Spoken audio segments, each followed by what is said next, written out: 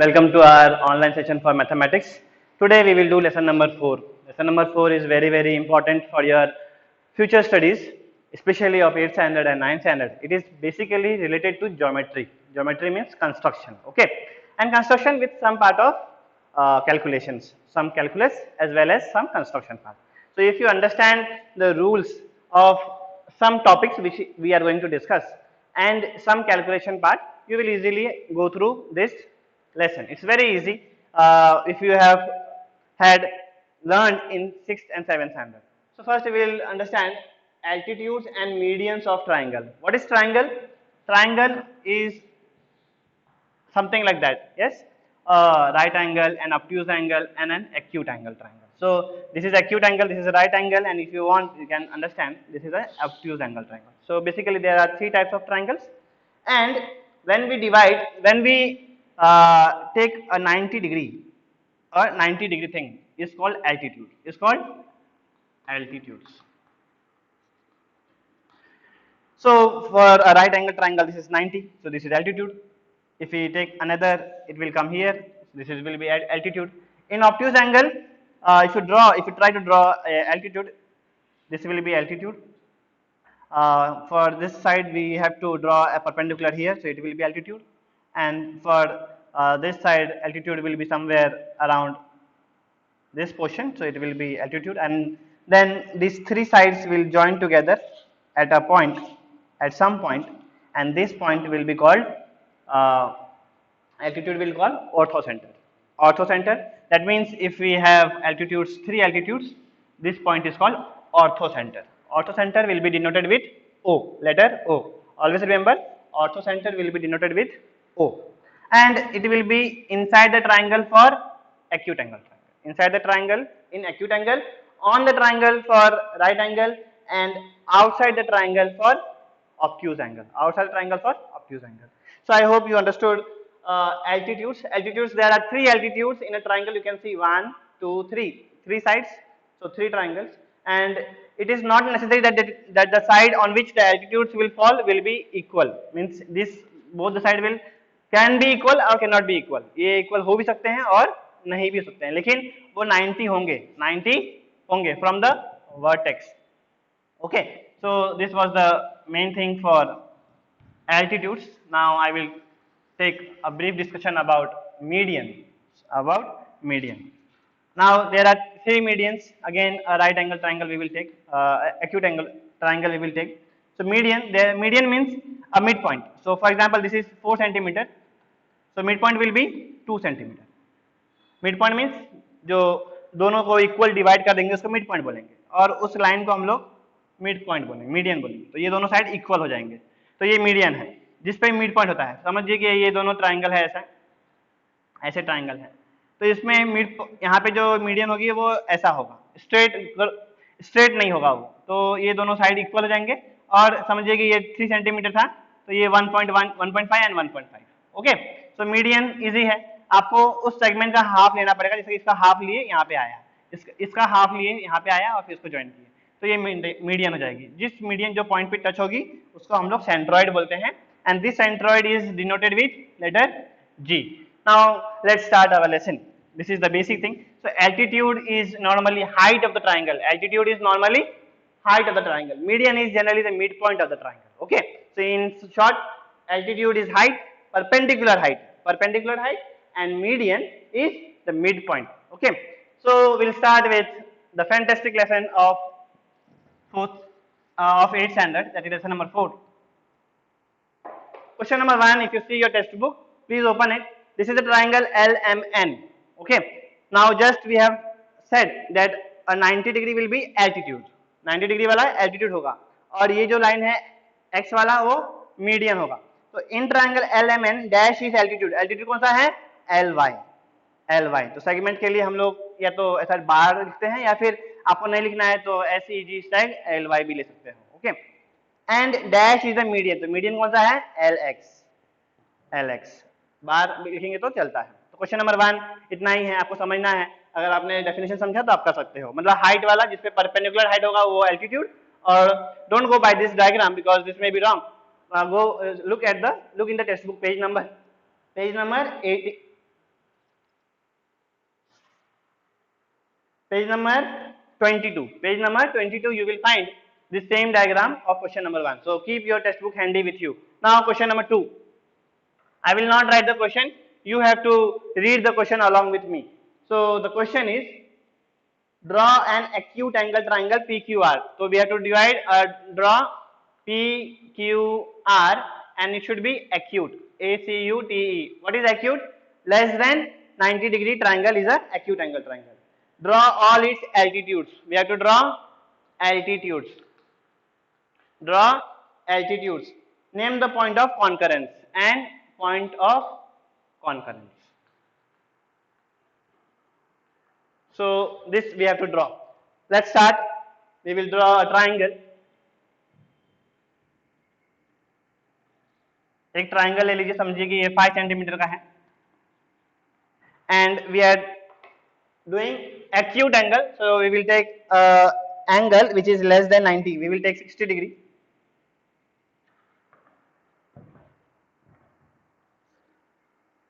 We are taking 60 degree because 60 degree is acute angle. You can take any degree as far as it is acute, means less than 90.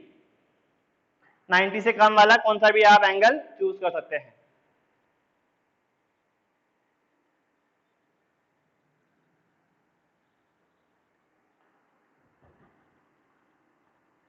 So this is 60 degree and this is 60 degree, and we are naming the triangle as PQR. PQR.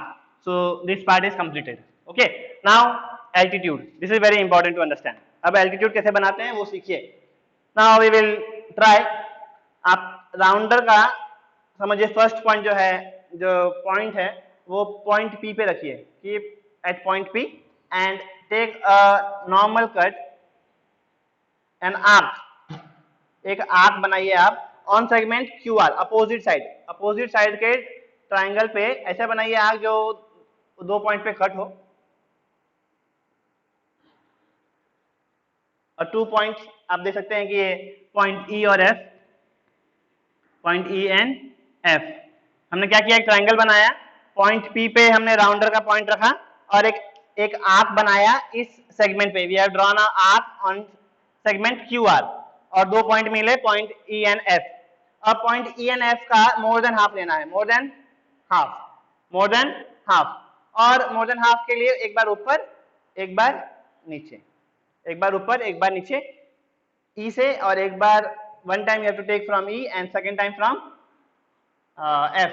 So you will get 2 cuts, आपको 2 cut मिलेंगे, and then these cuts you have to join. आपको ये cut को क्या करना है, join करना है. किससे ज्वाइन करेंगे हम लोग, पॉइंट Q से, P से, पॉइंट P से आपको ये तीनों पॉइंट को ज्वाइन करना है. मतलब पॉइंट P से जो लाइन आया है ना उसको, तो ये क्या हो जाएगा आपका altitude. This will be altitude. I will show one more altitude from the same triangle and then the third you will draw on your own.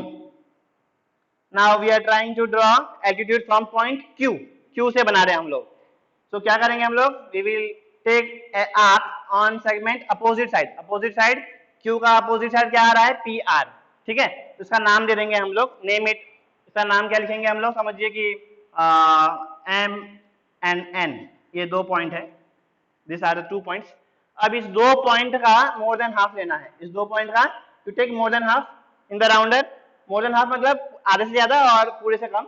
And take arc cut, एक कट लीजिए यहाँ पे और एक कट यहाँ से लीजिए. We have to take in both the side, inside also. आप इनसाइड में भी लीजिए. We can draw directly, if you don't take you can draw directly also. So you can take point Q because we are drawing and you will join this. So it will come finally here. So this will be another altitude.